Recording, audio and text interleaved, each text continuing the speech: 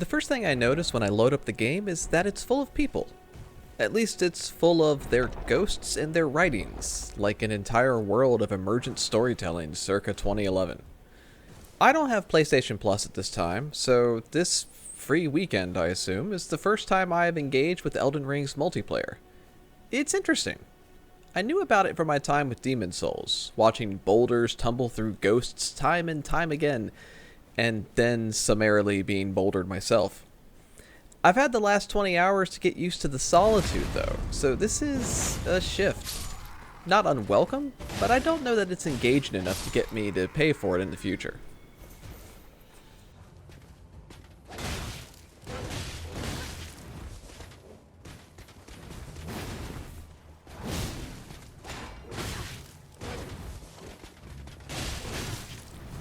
When I left off last week, I decided to try out other weapons.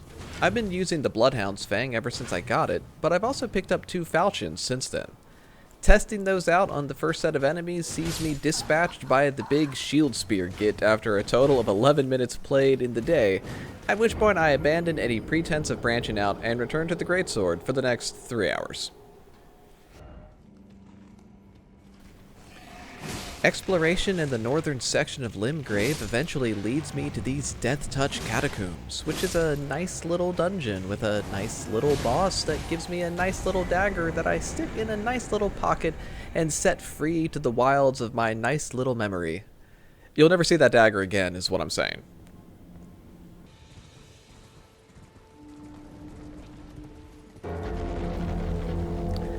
I'm sticking to my plan of riding around looking for new ways to gain strength, though, and I find myself here at the Big Turtle again. The paper I bought ages ago said I had to clear out around its feet. I previously interpreted that as destroying all of the golden ghosts meandering around the valley, but maybe I need to just smack it in the shins a few times? That's not it, but it does lead me to the discovery that I need to clear off these barnacle things.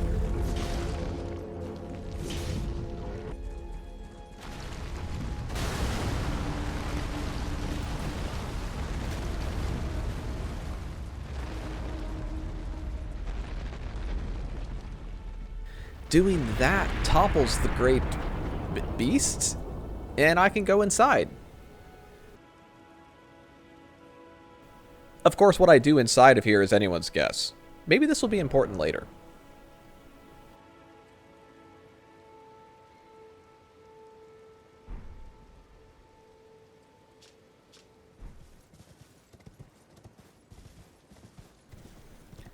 There's some unexplored map west of Raya Lucaria, so I head out that way to try and find the map fragment itself. Along the way, I find these very angry jellyfish that are low on health if we're going by arcade rules, the camp of the magic sniper and his asshole friends, Horse Bloke the Magnificent, and the King's Realm ruins. Does anything here actually look nice and feature modern amenities? Is this what happens when you don't prioritize infrastructure? Look. If this wall was load-bearing, we'd all be dead. Don't you agree, sir? Well, look at you. We don't receive many visitors. Sir here is Smithing Master Iggy, who's like Forge Master Hugh in that he could snap me like a twig, but unlike Hugh in that he's an absolute delight to talk to.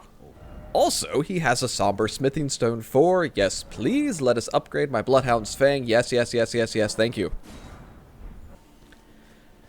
Before I leave, Iggy tells me that the Royal Carian Manor up ahead is trapped, and turns out he wasn't lying. I'm just gonna go somewhere else instead. I'm going back to Stormvale Castle. I've upgraded my sword, I've explored, I've gotten a little stronger, and let's take our time through here. Let's explore it carefully, and let's stay cool under pressure. This is exactly what I said I wasn't going to do, but I'm gonna do it.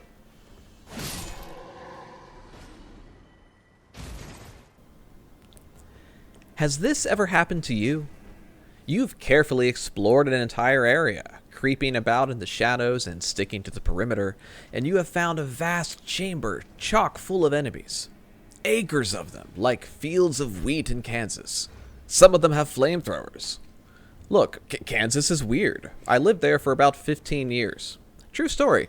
The first time I visited Kansas City back in the ancient era of 2002, and if you're going to hit me with the difference between Kansas City, Kansas and Kansas City, Missouri, I'm going to ignore you. I lived there. I know. Just trust me. I know. There were these fiberglass cows all over the city. Some painted nice colors, some painted garish colors. Just fiberglass cows. Dozens and dozens of them. Even when I lived in Kansas City, I still associated it with those fiberglass cows. Kansas City loves its cows. Anyway, I think it's because of the cattle industry. In the late 1800s and early 1900s, ranchers brought their cattle to Kansas City to sell, and it was one of the most important regions in the country for that reason. It had the second largest stockyard complex in the country at the time, thanks in part to its central location in the US and easy access to vast grasslands. Now, the ridiculous thing for me personally is that I didn't learn this from living in Kansas City for just shy of 2 decades or an American history class. I learned about it from a British board game review site covering a game called Great Western Trail, a game about this very process, shipping cattle on railroads so you can sell them in Kansas City. It seems incredibly boring and I would love to play it. There's something to be said for a boring game, isn't there? You can't have everything be wildly exciting. Stardew Valley is often a boring game. The Anno games are very pretty, very boring games, though I've never quite grasped them enough to get settled into that lazy groove. Wait, what was I talking about? Oh right, Kansas City. So, KC loves its cows. Now you'd think that cows would then show up more in their iconography, but they don't. The football team, the Chiefs, they have a mascot. It's not anything to do with Native Americans, because that would likely end up wildly offensive, but it's also not a cow. It's a wolf. Kansas City doesn't have wolves, and even if it did, it wouldn't have a wolf wearing fucking Zubaz pants. I guess it could be worse, though. As dumb as the KC Wolf is, he's the Kansas City professional sports mascot that hasn't been sued for assault with a deadly hot dog. Wait, what was I talking about before this? Probably wasn't important. Anyway, have you ever successfully bypassed an entire room full of countless enemies and then gone back to fight them for no good goddamn reason at all?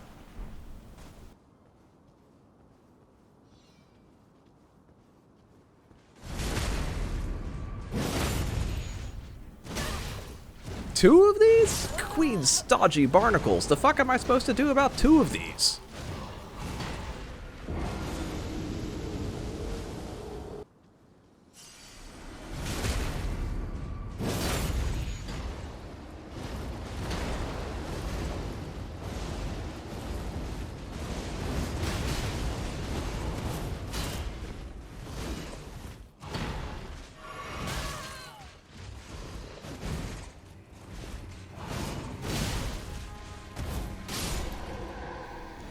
I'm never unequipping the sword unless I can give its ability to another weapon.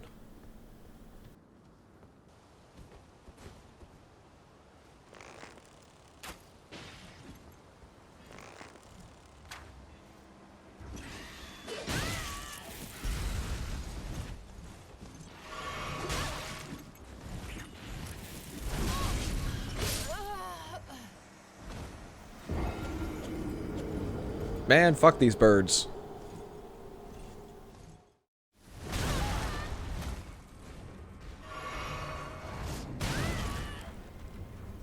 They're like Alexander. They're like, he's one of them.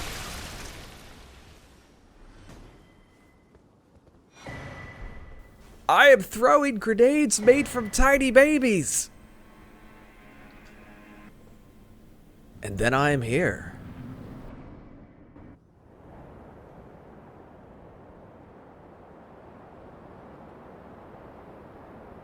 Mighty dragon, thou the true-born heir. Lend me thy strength, O kindred. Deliver me unto greater heights. Well.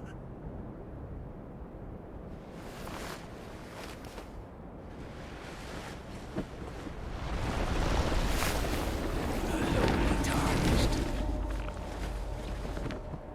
Plain as a lord.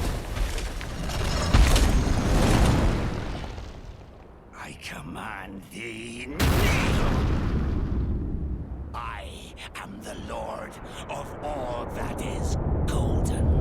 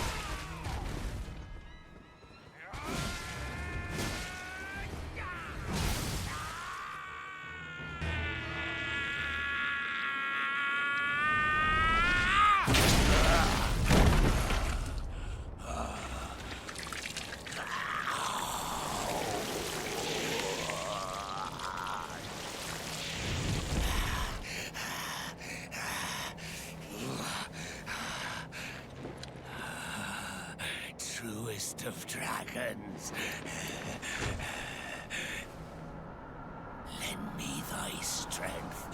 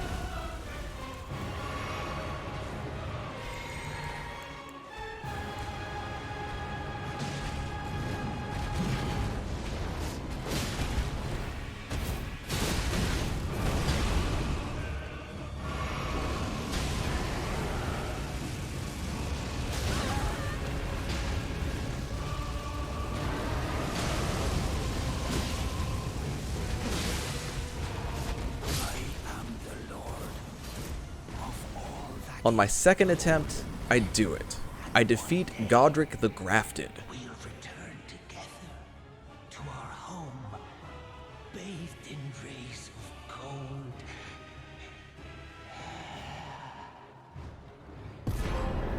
I get a ton of shit I don't understand, but that's fine because I did it.